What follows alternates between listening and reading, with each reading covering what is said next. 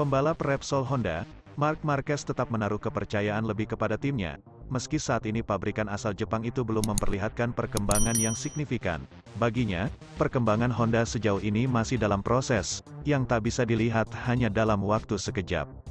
Tentu saja, tidak semuanya berubah dalam semalam. Ini adalah proses. Ada juga perubahan struktural di HRC, Honda Racing Corporation, kata Marc Marquez. Pertama, Anda harus melakukan perubahan untuk kemudian memetik hasilnya dalam jangka panjang. Tapi ada reaksi, ada perubahan, tambahnya. The Baby Alien julukan Marc Marquez jelas mengharapkan perubahan nyata dari motor yang ditungganginya, sebab, di musim lalu, Honda memiliki pekerjaan rumah yang menumpuk. Akibatnya, Honda melaju lebih lambat dari kontestan lainnya. Tak mau mengulangi hal itu, Marc Marquez memberikan kepercayaan penuh terkait perkembangan Honda di MotoGP 2023. Sekarang pertanyaannya, apakah Honda sudah mulai membaik? Bagi Marc Marquez, Honda cukup memperlihatkan perkembangan nyata. Saya percaya pada Honda. Apakah ada langkah-langkah kecil? Ya. Apakah kita masih jauh? Ya. Tapi kami lebih dekat daripada 4 bulan lalu, tuturnya.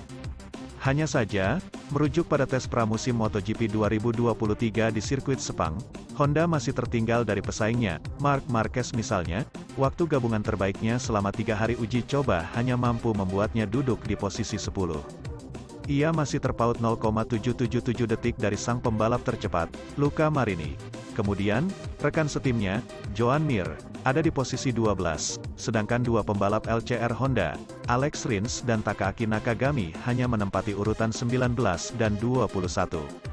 Sekarang, masih ada waktu untuk Honda melakukan perbaikan lagi untuk membuat motor yang lebih kompetitif lagi.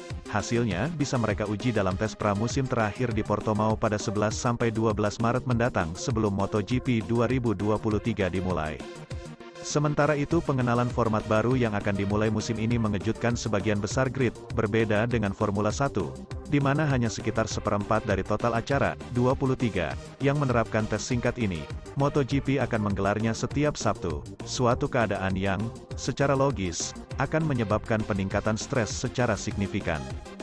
Dorna, promotor ajang tersebut, FIM dan strukturnya, melalui IRTA, memberikan lampu hijau untuk memikirkan kembali hal ini selama Grand Prix Austria musim lalu. Pada saat itu, sebagian besar anggota grid telah menandatangani kontrak mereka hingga 2023, belum lagi mereka yang sudah memiliki perjanjian yang berlaku.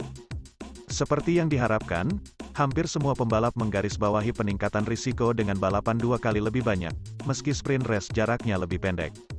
Sebagai akibatnya, banyak agen yang berpendapat bahwa klien mereka seharusnya menerima bonus tambahan berdasarkan performa dalam sprint race.